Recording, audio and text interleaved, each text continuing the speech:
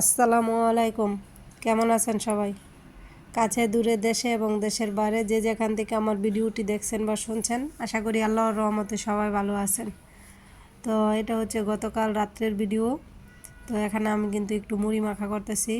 তো টমেটো, শসা, কাঁচামরিচ, পেঁয়াজ আর সাথে একটু লবণ দিয়ে মাখাই নিতেছি। সাথে ধনিয়া পাতাও আছে আর দিয়ে দিব সরিষার তেল। তো শীতকালে না মুড়ি মাখা খাইতে কিন্তু ভালোই লাগে, রাত্রের বেলাতে বিশেষ করে। তো আমার মেয়েরাও পছন্দ করে। তো মাঝে মধ্যেই কিন্তু আমি মুড়ি মাখাটা করে থাকি।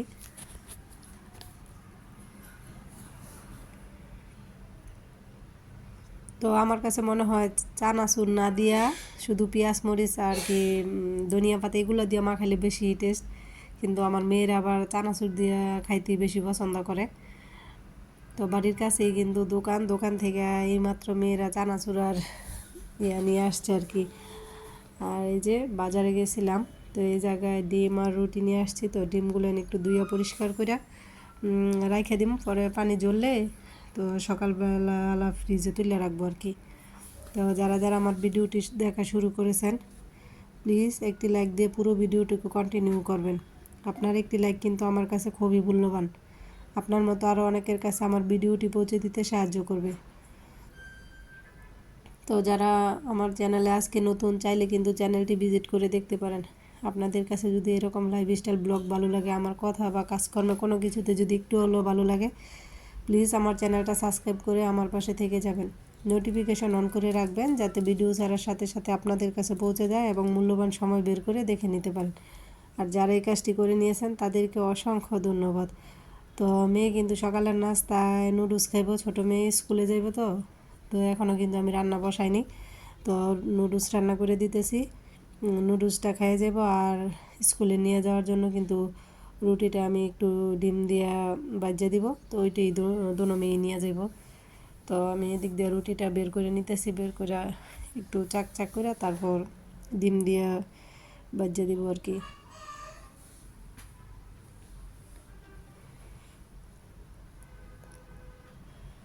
তো আমার ছোটো মেয়ের কিন্তু এই রুটি খুবই পছন্দ। তো ওর জন্যই কিন্তু মাঝে মধ্যে আনা হয়। আমরা তেমন একটা পছন্দ করি না, কিন্তু ও খুব পছন্দ করে খায় রুটিটা। রুটি হলে কি হয় যে কিছুক্ষণ পর পর এসে আম্মু রুটি দাও, আর কি ভাত খাইব না, রুটি খাইব। তো ওই খায় বেশি আর কি।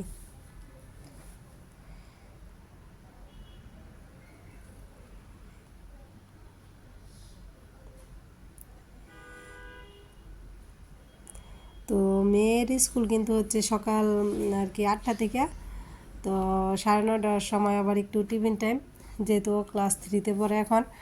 এতদিন তো 1-2-এ পড়তো, তখন কিন্তু আর টিফিন হইতো না। কাল 8টা থেকে 9:30 পর্যন্ত ক্লাস হইতো। তো এখন যেহেতু 6 ক্লাস পুরো হয়, সেজন্য আর কি মাঝখানে আবার বিরতি টাইমে খাইয়ে নেয়, সেই জন্য শখ করে নিয়ে যায়। আবার কিন্তু ও কিন্তু 11টা বা 11টার একটু আগে আগে আবার বাসায় চলে আসে। তো একটু এটা শখ করে ওই যেমন টিফিন নেওয়া আর কি, যে জীবনের প্রথম টিফিন নিয়ে যাইতেছে। তো খুব উৎসাহ দেয় নিয়ে যাওয়ার জন্য। প্রতিদিন আবার খাবার কিন্তু বক্সে করে ফেরত নিয়ে আসে, খুব বেশি একটা কিন্তু ও খাইতে পারে না, খুব অল্প খায়, খুব বাচ্চা গুচ্চা খায়, আবার টিফিন ফেরত নিয়ে আসে সাথে করে।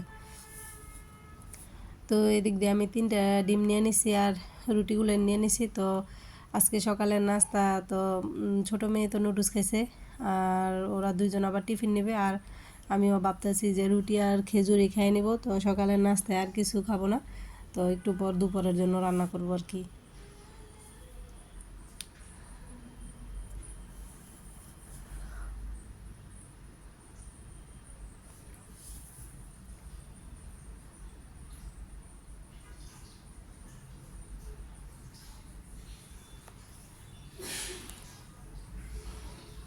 তো বাচ্চারা যেহেতু স্কুলে যায় সকালবেলা কিন্তু অনেক বের থাকে কাজকর্মের। তো আবার ভিডিওর কাজটাও কিন্তু সকালেই মনে হয় যে বেশি, কারণ সংসারের কাজকর্মগুলো কিন্তু সকালের দিকেই বেশি চাপ। ঘর গুছানো আর কি, মাজা ধোয়া, তারপর গুছগাছ করার কাজ, সব কিছু মনে হয় যে সকালেই করতে হয়।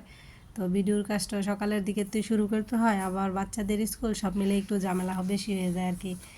তো এদিক দিয়ে কিন্তু আমি সুন্দর করে রুটিগুলো ভেজে নিছি। আর মেয়েরে খুব বেশি দিব না, 2টা চাক দিবই আর কি। তো এটা কি হয়েছে, তো আমি যেহেতু পরে বয়স দিতেছি, মেয়ে কিন্তু স্কুল থেকে আসার পর দেখি যে আবার এই একটার অর্ধেক ফেরতও নিয়ে আসছে, সবটুকু খাইয়া শেষ করতে পারে নাই। তো এদিক দিয়ে আমি পর্দার কাপড় টাপড় একটু সরায় নিতেছি ঘরে, যাতে একটু আলো আসে।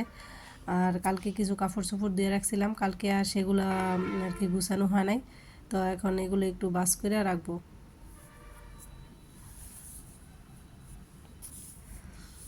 তো এখন যেহেতু আর কি খুব ঘন ঘন বাইরে যাওয়া হইতেছে, সেই জন্য বোরকা বা বাচ্চাদের জামা কাপড় জুতো এগুলো খুব বেশি বের করা হইতেছে। তো ঘরের মধ্যে মনে হয় যে অনেক আর কি ঝামেলা আর কি, এইটা সেইটা। কারণ বাচ্চারা নিয়ে যেহেতু ডাক্তারের কাছে যাওয়া যাই করতেছি বা এদিক সেদিক, তো সেই জন্য কাপড় চোপড়টাও একটু বেশি আর কি।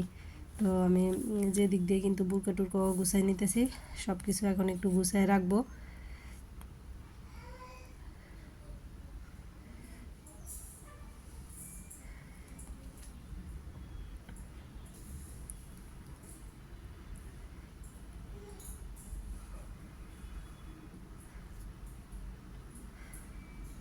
তো কালকে যেহেতু বের হয়েছিলাম, তো মা মেয়েদের জুতাগুলো একটু মুছা পরিষ্কার করে তারপর জুতাটাকে রাখবো আর কি।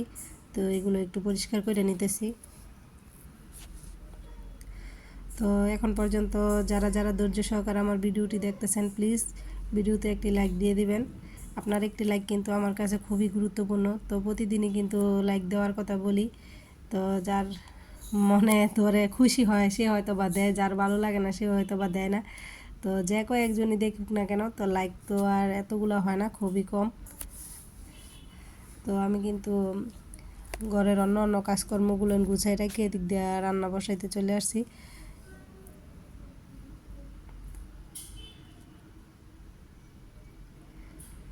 তো আজকে কিন্তু রান্না করব কাঁচা টমেটো শুটকি দিয়া।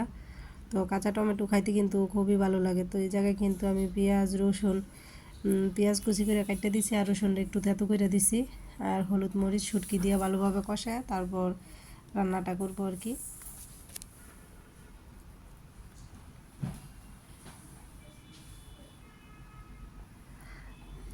তো কাঁচা টমেটো কিন্তু এইভাবে রান্না করে খাইতে ভীষণ মজা হয়।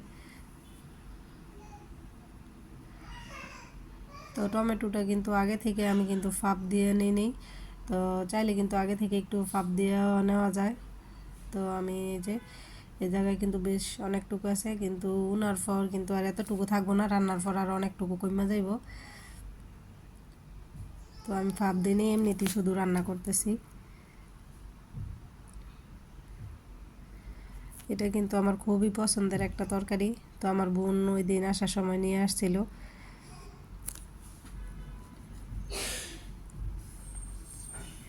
তো এখন এটাতে আমি ধনিয়া পাতাটা দিয়ে দিব, রান্না তো একেবারে শেষের দিকেই। তো ঘরে কাঁচামরিচ ছিল না, তো কাঁচামরিচ দিলে হয়তো বা আরও একটু বেশি ভালো হইতো।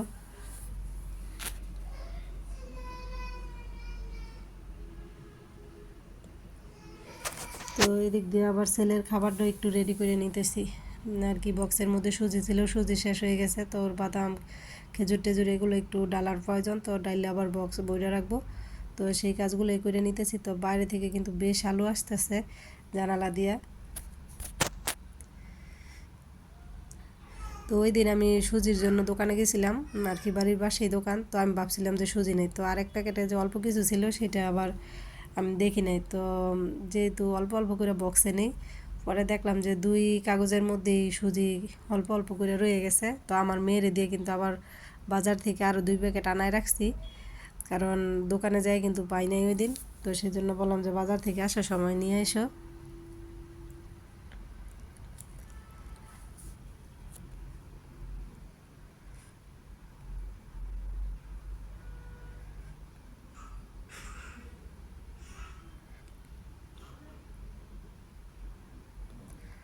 তো সবাই ভালো থাকবেন, আল্লাহ হাফেজ।